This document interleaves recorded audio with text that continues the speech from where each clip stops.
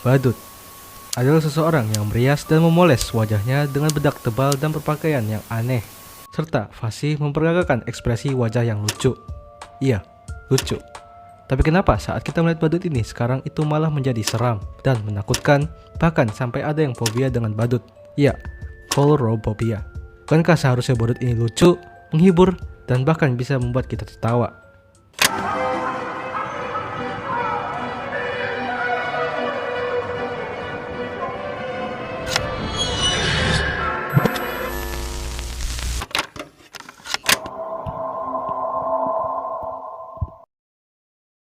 Profesi badut sendiri sudah ada sejak tahun 2400 sebelum Masehi pada zaman kerajaan Mesir yang disebut dengan jester.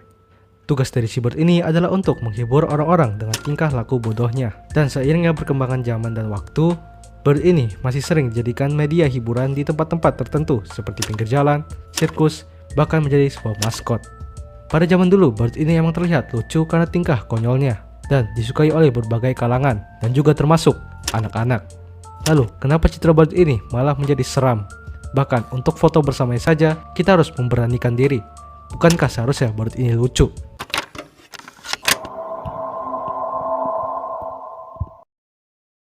Semua ini bermula dari badut itu sendiri. Kenapa? Badut sendiri terkenal dengan tingkah lakunya yang cenderung bodoh, gak jelas, dan tertawa-tawa seperti anak kecil. Tapi di balik itu semua, tentu saja ada sisi lain dari badut ini, yang emang gak bisa selalu terlihat senang, senyum, ceria, dan tertawa seperti anak kecil. Ada seseorang badut yang terkenal dan bahkan disebut sebagai pelopor badut modern, yaitu Joseph Grimaldi. Joseph Grimaldi ini merupakan badut yang sangat terkenal pada abad ke-18. Dan Joseph lah yang mempelopori badut dengan pakaian yang nyentrik, make up tebal, dan rambut wig yang kesannya itu konyol dan aneh. Pada waktu itu, badut Joseph ini sangat terkenal di Inggris. Ada beberapa atraksinya yang bisa dibilang sangat bizar atau aneh dan absurd. Dan kadang-kadang Joseph ini suka mengeluarkan jokes-jokes satir. Tapi walaupun Joseph ini sangat terkenal dengan penampilan badutnya, di kehidupan aslinya itu sangat-sangat kacau. Joseph ini seringkali mengalami depresi. Istri pertamanya juga sudah meninggal saat melahirkan. Dan emang beberapa bagian tubuh si Joseph ini banyak yang terluka karena seringnya berakrobat saat pentas di beberapa teater. Bahkan saat pentas, dia mempunyai sebuah tagline yang berkata, "I'm real all day, but I can make you laugh all night." Yang artinya, aku ini suram setiap hari, tapi aku bisa membuatmu tertawa sepanjang malam. Dari tagline yang seperti itu, kita dapat menggambarkan beberapa highlight kehidupan suram yang dialami oleh si Joseph ini. Dan karena itulah banyak orang yang mulai tahu kalau badut ini emang hidupnya tidak seperti yang digambarkan di pentas, melainkan lebih parah daripada itu. Dan karena semua itu, muncullah istilah kalau badut ini adalah penipu atau trickster. Dan sejak abad 20, emang sudah mulai banyak orang yang ambigu terhadap badut ini. Karena badut ini memang aneh, mulai dari make up-nya, penampilannya, aksinya, ditambah lagi fakta kalau kehidupan badut ini emang banyak yang suram, seperti Joseph tadi.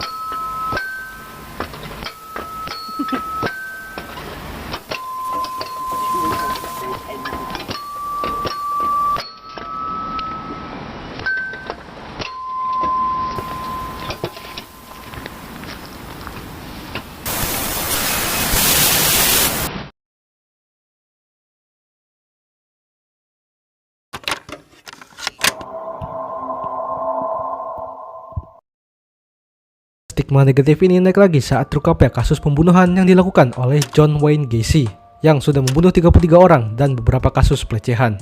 Yang mana John ini emang suka jadi badut di event-event atau pesta buat menghibur para anak-anak dengan nama panggung Pogo the Clown. Dan gak cuma itu, stigma negatif ini naik lagi saat boomingnya novel karya Stephen King pada tahun 1986.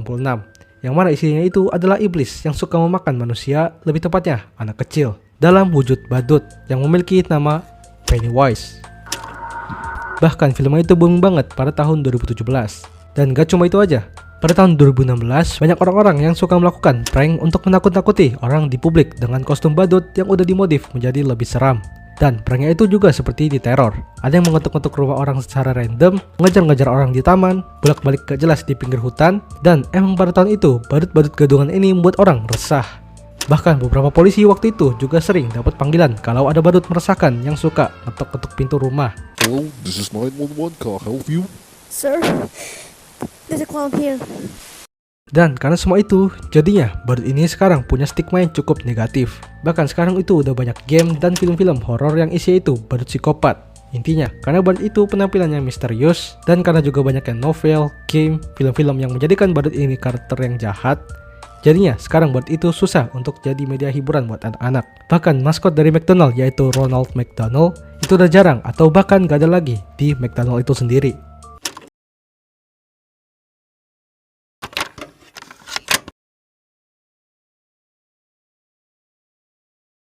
Terima kasih telah menonton video ini. Gimana? Kan suka konten horor-horor kayak gini? Ya walaupun gak horor-horor amat sih.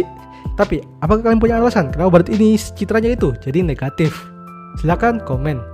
Ya sebenarnya sih nggak negatif-negatif amat sih, karena masih banyak juga tuh meme-meme di internet yang menggambarkan kalau si badut ini bisa ngelucu.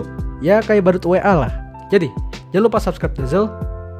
Dah, wis beda coy videonya coy.